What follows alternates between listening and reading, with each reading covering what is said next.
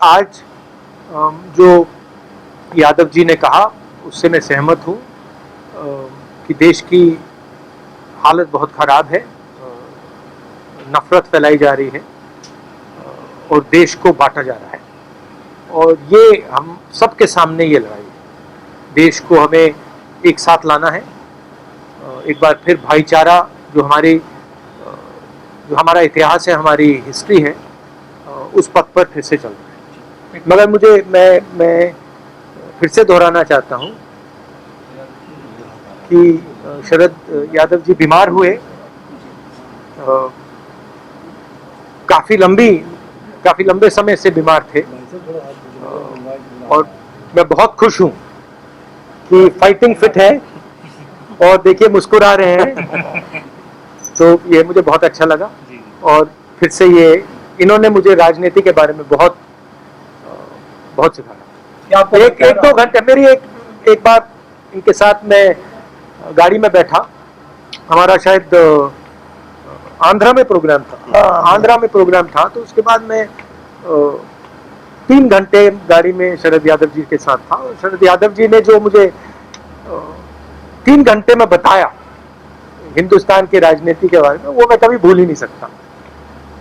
तो इस प्रकार से थोड़ा सा कर सकते। क्या आपको लगता है कि आज के समय में सारे पुराने समाजवादी नेताओं को एक साथ लाने की जरूरत है? महंगाई बहुत बढ़ गई, 400 रुपए के ऊपर नींबू का रेट है, वेजिटेबल सारी 100 रुपए के ऊपर है। ट्वीट भी किया है। लोग सोचते हैं कि इकोनॉमी जो होती है, महंगाई जो होती है, वो समाज की कंडीशन से अलग होती है। जिस देश में हार्मनी नहीं होती है, शांति नहीं होती है, उस देश में महंगाई बढ़ेगी, उस देश में नफरत बढ़ेगी, इकोनॉमी चल ही नहीं सकती है, रोजगार मिल ही नहीं सकता। अगर देश को मजबूत बनाना है तो सबसे जरूरी चीज शांति, हार्मनी ये है। और बीजेपी के लोग सोचते हैं कि नफरत फैलाकर, लोगों को डराकर, लोगों को मारकर हिंदुस्तान की इकोनॉमी को स्ट्रेंथन किया जा सकता है। गलतफहमी में है। राहुल जी, आप लगातार ये कहते रहे हैं कि इकोनॉमी कोलैप्स होने वाली मौजूदा वक्त की सरकार में। अभी ये खबर प्रधानमंत्री नरेंद्र मोदी की बैठक से बाहर निकली है कि जो हालात मौजूदा वक्त में देश के हैं, वो हालात श्रीलंका जैसे होते जा रहे हैं, यानी श्रीलंका। नहीं, मैं आपको ये बता देता हूँ, आप हिंदुस्तान की जो आर्थिक सिचुएशन है, रोजगार की सिचुएशन है, उसको आप अभी इमेजिन ही नहीं कर सकते। जो आने वाला है वो आपने अपनी पूरी जिंदगी में नहीं देखा है, क्योंकि इस देश का जो रोजगार का स्ट्रक्चर है, जो रीढ़ की हड्डी है, वो टूट गई है। जो स्मॉल एंड मीडियम बिजनेस हैं, छोटे दुकान चलाते हैं, इनफॉर्मल सेक्टर जो था, ये हमारी रीढ़ की हड्डी है। बड़े बड़े इकोनॉमिस्ट सोचते हैं, ब्यूरोक्रेट सोचते हैं कि इसका कोई मतलब ही नहीं। वो दूसरे देशों को देखकर अपना प्लान बनाते हैं। जैसे प्रधानमंत्री के माइंड में है कि भैया देखो, साउथ कोरिया ने क्या किया, हमें भी करना चाहिए। वो बाहर देखते हैं और फिर कहते हैं हाँ, हमें वैसे बनना है। उस प्रकार से काम नहीं हो सकता। हमें सबसे पहले ये पहचानना है कि हम हैं क्या और यहां क्या चलता है। तो ये रीढ़ की हड्डी जो इन्होंने तोड़ी है, इसका रिजल्ट अगले 2, 3, 4 साल में आएगा और भयंकर रिजल्ट आएगा। राहुल जी, राष्ट्रपति का चुनाव नजदीक है, विपक्षी पार्टियों के पास उतनी संख्या नहीं है। कहा जा रहा है विपक्षी पार्टी एक साथ एक यूनाइटेड एक उम्मीदवार खड़ा करेंगे। इस तरफ आप लोगों का कुछ है? और क्या इसमें आज कोई बात हुई? इस पे अभी मैं कोई कमेंट नहीं करूंगा, इसमें जाना नहीं चाहता हूँ। सर, पेट्रोल डीजल का डिस्कशन जो है, महंगाई पर पूरा विपक्ष जो है पूरे बजट सेशन के अंदर मांग रहा था, लेकिन ऐसा नहीं हुआ। एक दिन पहले ही हाउस को सैनिटाइज कर दिया गया। कांग्रेस पार्टी ने तो ये इल्जाम लगा दिया कि सरकार जो है महंगाई के बहस से, चर्चा से डर के भाग गई। देखिए, रियलिटी से कोई नहीं बच सकता।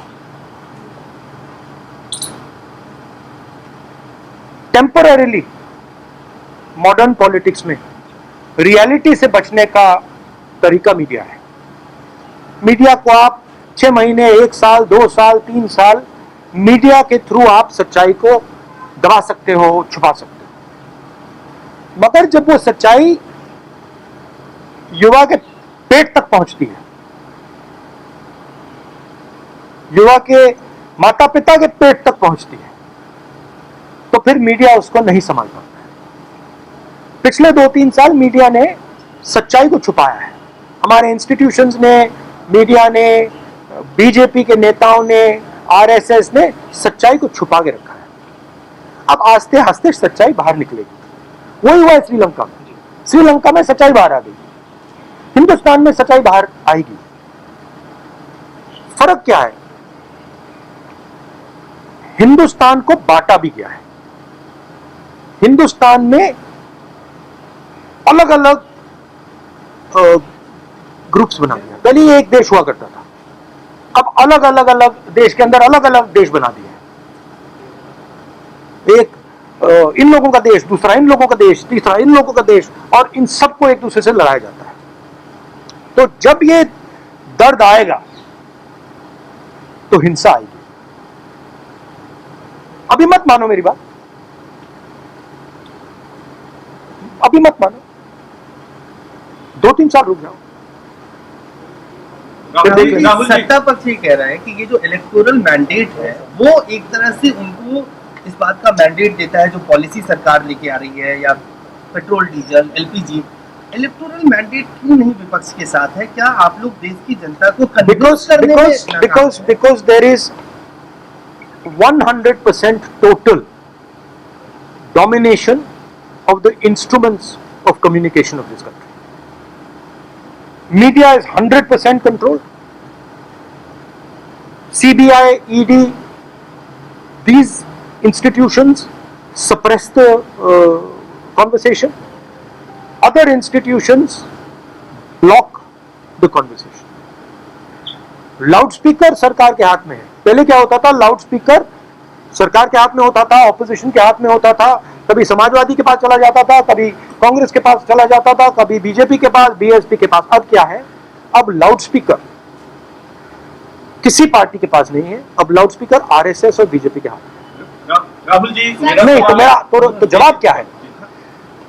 जवाब यह है कि इस कंट्रोल को बाईपास कैसे किया जाए। और आप देखना, जब सच्चाई लोगों को पेट में लगेगी तो ये आपका जो एम्पलीफायर है, लाउडस्पीकर है, ये फेल हो जाएगा। राहुल जी, आखिरी सवाल है। हाँ जी, राहुल जी, अभी हाल में ही शरद यादव जी शामिल हुए थे आरजेडी में। तेजस्वी यादव ने कहा था कि विपक्ष की पार्टियों को एक साथ आना चाहिए। ठीक है, राष्ट्रपति चुनाव को लेकर अभी आप लोगों ने तय नहीं किया है, 24 का लोकसभा चुनाव बहुत दूर नहीं है। क्या विपक्ष की एकजुटता के लिए कोई प्लान है कांग्रेस के? विपक्ष को, बिल्कुल विपक्ष को जो भी आरएसएस और नरेंद्र मोदी जी के खिलाफ हैं, उन सबको एक साथ आना चाहिए। और किस प्रकार आना चाहिए, क्या फ्रेमवर्क होना चाहिए, इस पर चर्चा हो रही है और इसको डेवलप करने की जरूरत है। सर, मेरा last question, Chinese state hacker जो है वो पावर ब्रिज जो लद्दाख में उसको टारगेट किया, उन्होंने वहाँ पर मूवमेंट फिर से देखी गई है वो। तो क्या कहते हैं कि चाइना के मुद्दे के ऊपर भी विपक्ष चाह रहा था कि डिबेट हो, डिस्कशन हो? नहीं, चाइना के मुद्दे पे डिबेट पार्लियामेंट में नहीं होगी।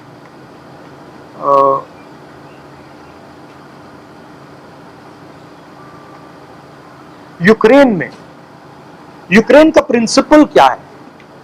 आपने सोचा यूक्रेन का प्रिंसिपल क्या है? यूक्रेन का प्रिंसिपल यह है कि रूस कहता है कि हम यूक्रेन की टेरिटोरियलिटी को नहीं मानते। हम जो डोनबास रीजन है, लुगांस रीजन है, उसको हम यूक्रेन नहीं मानते।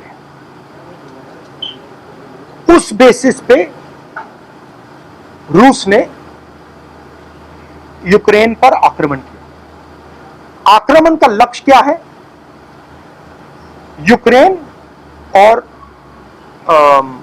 नेटो, यूक्रेन और यूनाइटेड स्टेट्स का जो अलायंस है उसको तोड़ने का लक्ष्य है।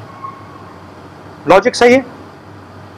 यही प्रिंसिपल चाइना हिंदुस्तान में अप्लाई कर रहा है। जैसे उधर उन्होंने कहा है लुगांस्क और डोनेस्क आपका नहीं है, चाइना कह रहा है लद्दाख और अरुणाचल आपका नहीं है, और उन्होंने अपनी ट्रूप्स वहां पे बैठा रखी है।